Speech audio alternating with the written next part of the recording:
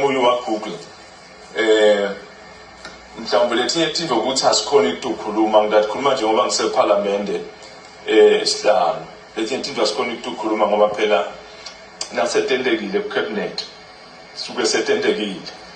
njengoba sikhuluma collective responsibility nje kepha ke nami bengishengiseshelele nje vele nangibuya ngiyayibuka le MOU ya Google bese vele seyisayiniwe ukhona lo monakalo angiuchaze sure ukhona lo monakalo ukuthi ukhale nje sethi sayiniwe into angekho Minister of Foreign Affairs angathi uhulumende sekusayiniwe nje indvuna ethi sayinele yona yodwa imele lelive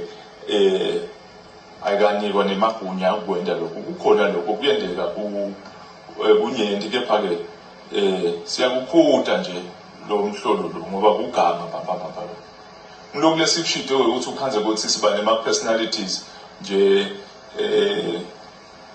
leswa promotako kunekusebenta lokunyenti lokugcwelela amaphepha na media but now shona phasi kude there's no outcome, there's no delivery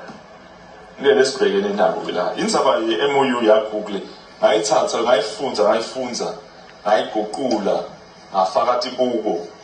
ngayifunza ase ngithi hayi mhlambe ngimlene inkinga ngayithatha ngoba ngicaphelisisa nje vele ngiyazama ukuthi ngithi ngicaphelisisa ase ngiyithatha ngithi ngoba phela ngayithatha ngathola one of the internationals lengisebenza nawo nelive lesisebenza nawo ngathi angibukelela ukuthi kungekho yini lo wabuya ireport yangitshela ukuthi kude lutho la vele nje yangitshela nje ukuthi lutho la empeleni kune risk nje lenkulu live lelibhekene nayo ngalokho kwaGoogle ngisengaboni ke nami ukuthi kukhona lokunye njengoba sigijima nje sikhuluma ngaGoogle sibhala ngaGoogle kube bekuya ngami kune risk lenkulu nangalokukhuluma nanayo nje loGoogle kune risk lenkulu ngoba ngendewa kuba kusiye na Google lesikhuluma ngaye lo sayinele MOU so ke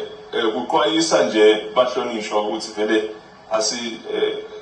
le misinformation inyenti nabo lababhala emaphepha sibaqaphelisise ukuthi ababe bancane ukubhala ngetinto ethi ngekho ngasithi khona mhlonishwa ngiyabonga kakhulu ngicela kungathathi